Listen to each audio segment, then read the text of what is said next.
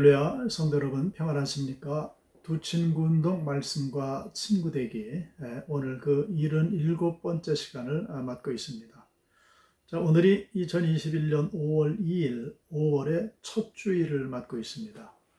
온라인으로 혹은 오프라인으로 예배를 드리시는 여러분들에게 하나님 오늘도 크신 은총을 베풀어 주실 줄로 믿습니다.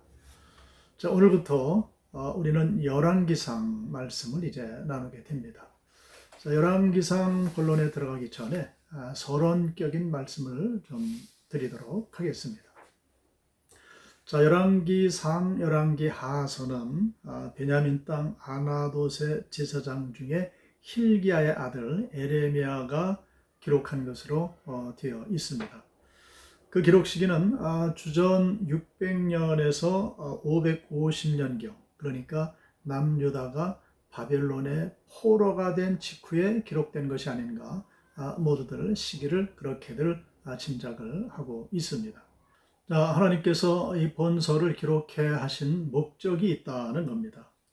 자, 다윗 왕조가 솔로몬 왕 때에 온갖 부패와 타락으로 그 솔로몬 왕 그 말기에 북쪽과 남쪽으로 이 나라가 갈라지게 되죠. 그리고 계속된 부패와 타락으로 북쪽 이스라엘 왕조는 아수르에게 BC 721년경에 멸망을 당하게 되고요. 또 남쪽 유다도 BC 586년에 바벨론에게 포로된 사실을 통해서 행위대로 심판하시는 하나님 여호와를 알게 하시는데 그 목적이 있다 하는 것입니다. 본서의 간단한 구조는 이렇습니다. 열왕기상 1장에서 11장까지는 솔로몬의 치정 내용이고요. 자, 12장에서 22장까지는 분열왕국의 부패와 그 교훈 내용이 기록이 되어져 있고요. 그리고 열왕기하서로 넘어가서 열왕기하서 1장에서 17장까지는 북쪽 이스라엘의 패망 내용, 그리고 18장에서 25장까지의 내용은 남유다의 패망 내용으로 구성이 되어 있습니다. 자, 오늘 우리는 열왕기상서 1장부터 3장까지 말씀을 함께 읽고 묵상을 하도록 하겠습니다. 자, 1장과 2장에서는 다윗의 왕위가 솔로몬에게 계승되는 이야기를 담고 있습니다.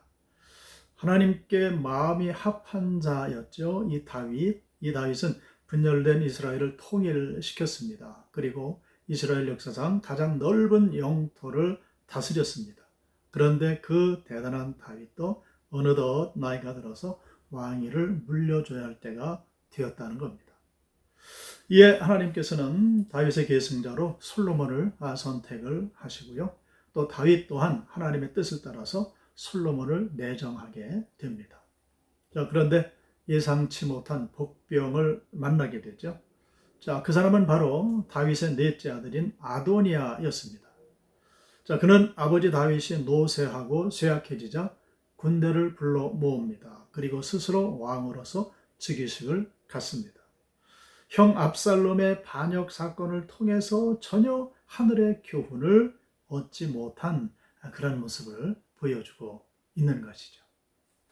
아도니아의 이런 행위는 단순히 아버지에 대한 반역일 뿐만이 아니라 솔로몬을 다윗의 계승자로 선택하신 그 하나님께 대한 반역이었습니다. 결국 이러한 반역은 실패로 돌아가게 되고 왕위는 하나님의 뜻대로 솔로몬에게 계승되게 됩니다. 자, 이어지는 2장에서는 노쇠한 다윗, 모든 사람들이 가는 길로 가게 되었다고 하면서 이제 솔로몬에게 유언을 남기게 되는데, 먼저 신앙적인 유언을 남깁니다. 너는 여호와의 명령을 지켜 그 길로 행하라 하는 겁니다. 자, 그것이 나라를 바르게 세우는 길이며 형통한 길임을 이제 알려줍니다. 그리고 뒤이어서 정치적인 유언을 하는데, 자신의 통치 시절 하나님의 뜻을 거스렸던 요압과 또 자신이 피난 갈 때 자신을 저주했던 시므이를 처단하라라는 명령을 내립니다. 사실 이것은 사사로운 복수가 아니지요. 하나님의 통치를 구현하기 위한 그러한 영적인 조치였습니다. 자, 이렇게 한 세대를 풍미했던 다윗은 세상을 떠나게 되고 이제 솔로몬의 시대가 열리게 됩니다. 자, 이어지는 3장에서는 이 솔로몬이 하나님께 지혜를 받는 그 유명한 장면이 이제 등장합니다. 솔로몬이 여호와를 사랑하는 마음으로 일천번제를 드리자 하나님께서 솔로몬에게 나타나셔서 물으십니다. 내가 네게 무엇을 줄꼬?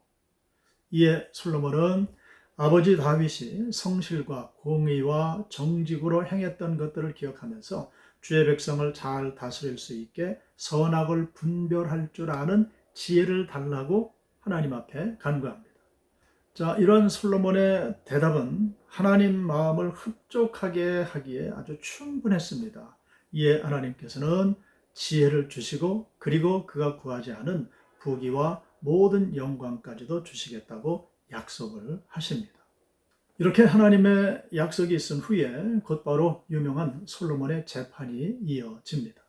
자, 이 재판에서 솔로몬은 지혜로운 판결로 백성들의 신임을 얻게 되는데 성경은 이 일을 가리켜서 솔로몬에게 하나님의 지혜가 임해서 지혜로운 판결을 했다라고 말씀을 하고 있습니다. 자, 하나님께서 약속하시고 그 약속을 이루시며 역사를 이끌어가고 계시는 것을 우리에게 보여주고 있는 것입니다. 다윗을 이어 솔로몬을 세우시고 반란이 일어나지만은 잠잠히 잠재우시고 솔로몬에게 지혜를 주셔서 백성들의 신임을 얻게 하시는 겁니다. 그분이 바로 역사를 주관하시는 여호와 하나님이십니다.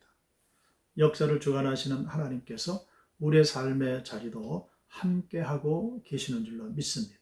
그러므로 저와 여러분 모두도 그 하나님과 동행해내서 그리고 그 말씀의 인도를 잘 따라내서 그 하나님께서 내시는 그 역사의 길을 온전히 따를 수 있는 오늘 하루의 삶이 되시기를 주님의 이름으로 축복합니다.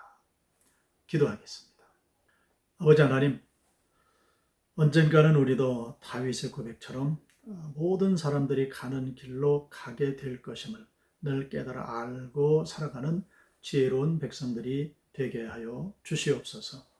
이러한 모든 하나님의 절대적인 주권, 그 다스리심의 손길을 깨달아 알면 알수록 우리는 겸손해져서 하나님의 모든 말씀에 아멘으로 순종하며 또한 주님을 증거하기에 부족함 없는 복된 삶을 살아가게 될 줄로 믿습니다. 오늘도 이러한 은혜가 있는 자들이 되게 하사 주 은혜 가운데 소망이 있고 기쁨이 있고 큰 복이 넘치는 삶이 되게 하여 주시옵소서. 예수 그리스도의 이름으로 기도드리옵나이다. 아멘.